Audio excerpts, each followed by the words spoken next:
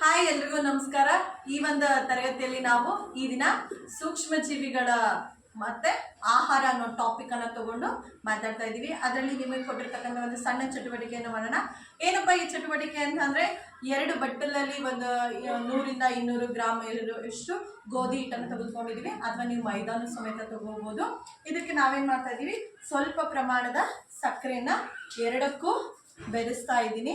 Okay, ಇವಾಗ next step ಏನಪ್ಪಾ ಅಂದ್ರೆ, ಒಂದಕ್ಕೆ ಮಾತ್ರ ಈಸ್ಟ್ ಪುಡಿಯನ್ನು ನಾವು ಕಲಸೋಣ, ಮತ್ತೊಂದಕ್ಕೆ ಹಾಗೆ ಬಿಡೋಣ. ನೋಡಿ, ಗೋಧಿ ಹಿಟ್ಟಿದೆ, ಈ ಕಡೆನೂ ಗೋಧಿ ಹಿಟ್ಟಿದೆ. ಒಂದಕ್ಕೆ ಮಾತ್ರ ಇಲ್ಲಿ ಕಾಣಿಸ್ತಿದೆಯಲ್ಲ, ಬೇಕರಿಗಳಲ್ಲಿ ಸಿಕ್ಕಿದ್ರೆ ಕೇಳಿದ್ರೆ ಕೊಡ್ತಾರೆ. ಸೊ ಈ ಒಂದು ಈಸ್ಟ್ ಪುಡಿಯನ್ನು ನಾವು ಈ ಒಂದು ಬಟ್ಟಲಿಗೆ ಸೇರಿಸ್ತಾ ಇದ್ದೀನಿ. ಇದು ಎ ಅಂತ ನಾವು ಹೆಸರಿಡೋಣ, ಇದಕ್ಕೆ ಬಿ ಅಂತ ನೋಡೋಣ. ಸೊ ಇವಾಗ ನೀವು ಕಾಣಿಸ್ತಾ ಇದೆ, ಈ ಕಡೆ ಈಸ್ಟ್ ಪುಡಿಯನ್ನು ಹಾಕಿಲ್ಲ, ಈ ಒಂದು ಬಟ್ಟಲಿಗೆ ಈಸ್ಟ್ ಪುಡಿಯನ್ನು ಹಾಕಿದ್ದೀವಿ. ಓಕೆ, ಇದನ್ನು ಸ್ವಲ್ಪ ಸ್ವಲ್ಪ ನೀರನ್ನೇ ಹಾಕ್ಕೊಂಡು ಎರಡನ್ನು ಕಲಿಸ್ಕೊತಾ ಬರೋಣ. ಮೊದಲನೇದಾಗಿ ಸಕ್ಕರೆ ಮತ್ತು ಗೋಧಿ ಹಿಟ್ಟು ಹಾಕಿರ್ತಕ್ಕಂಥದ್ದನ್ನು ನಾನು ಕಲಿಸ್ಕೊತೀನಿ.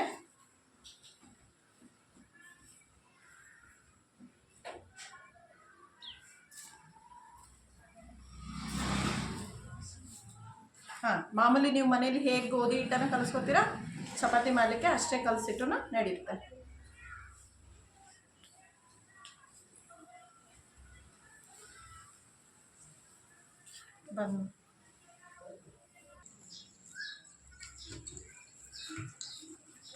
ಹೀಗೆ ಕಲಸಿ ಉಂಡೆಯನ್ನು ಮಾಡಿಕೊಂಡು ಇವಾಗ ಇದನ್ನು ಸೈಡಿಗೆ ಇಟ್ಕೊಳ್ಳೋಣ.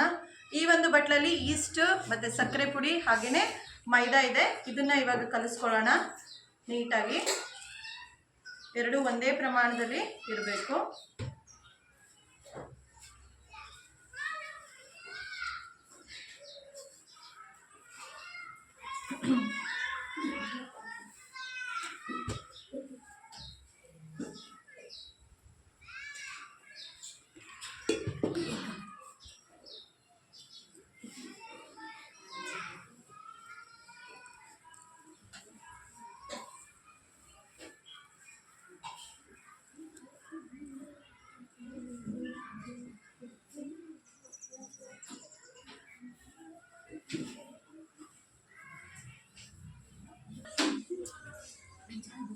ಓಕೆ, ಇವಾಗ 2 ಬಟ್ಟಲಲ್ಲೂ ನಾವು ಈ ಗೋಧಿ ಹಿಟ್ಟನ್ನು ಕಲಿಸ್ಕೊಂಡಿದ್ವಿ. ಇವಾಗ ಏನು ಮಾಡಬೇಕಪ್ಪ ಅಂದರೆ, ಒಂದು ಹಸಿ ಅರ್ಬಿ ಮಾಡಿ ಎರಡನ್ನು ಮುಚ್ಚಬೇಕು. 3 ರಿಂದ 4 ಗಂಟೆವರೆಗೂ, ಅಥವಾ ಒಂದು 2 ರಿಂದ 3 ಅವರ್ ಇಟ್ಟರೂ ಸಾಕು. ಸ್ವಲ್ಪ ಅಷ್ಟು ಟೈಮ್ ಅದಕ್ಕೆ ಕೊಟ್ಟರೆ ಏನು ಬದಲಾವಣೆ ಆಗುತ್ತೆ ಅನ್ನೋದನ್ನು ಮುಂದೆ ನೋಡೋಣ. ಓಕೆ, ಹಾಗೆ ಮಾಡಿದ್ವಿ. ಇವಾಗ ಮಧ್ಯಾಹ್ನ ತೆಗೆದು ನೋಡ್ತಾ ಇದ್ವಿ. ಸೊ ಇವಾಗ ನೋಡಿರಿ, ಡಿಫ್ರೆನ್ಸ್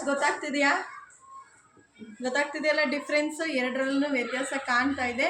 ಇದರಲ್ಲಿ ಸ್ವಲ್ಪ ಹಿಟ್ಟು ಇದಕ್ಕಿಂತ ಉಬ್ಬಿದೆ, ಈ ಕಡೆ ಉಬ್ಬಿಲ್ಲ. ಕಾರಣ ಏನಿರ್ಬೋದು ಅಂತ ಅಂದರೆ, ಈಸ್ಟ್ ಹಾಕಿದ್ವಿ, ಇದರಲ್ಲಿ ಹಾಕಿಲ್ಲ.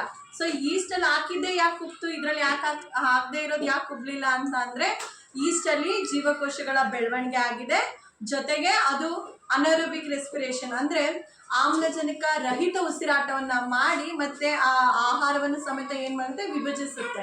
ಸೊ ಹಾಗಾಗಿ ಅದು ಹಿಟ್ಟು ಉಬ್ಬುತ್ತೆ, ಇಲ್ಲಿ ಹಿಟ್ಟು ಉಬ್ಬಿಲ್ಲ. ಹಾಗೇನೆ ನಿಮ್ಮ ಮನೇಲಿ ಡೈಲಿ ನೋಡ್ತಕ್ಕಂಥ ದೋಸೆ ಹಿಟ್ಟು, ಮೊಸರಾಗಿರ್ಬೋದು, ದೋಸೆ ಹಿಟ್ಟು, ಇಡ್ಲಿ ಹಿಟ್ಟು, ಇವುಗಳು ಸಮೇತ ಅದೇ ರೀತಿಯೇ ಉಬ್ಬಿ ಸ್ಮೂತಾಗಿ ಬರ್ತಕ್ಕಂಥದ್ದು. ಸೊ ಇವತ್ತಿನ ಈ ಚಟುವಟಿಕೆ ತಿಳ್ಕೊಂಡ್ವಿ, ನಾಳೆ ನೆಕ್ಸ್ಟ್ ಇನ್ನೊಂದು ತಿಳ್ಕೊಳ್ಳೋಣ.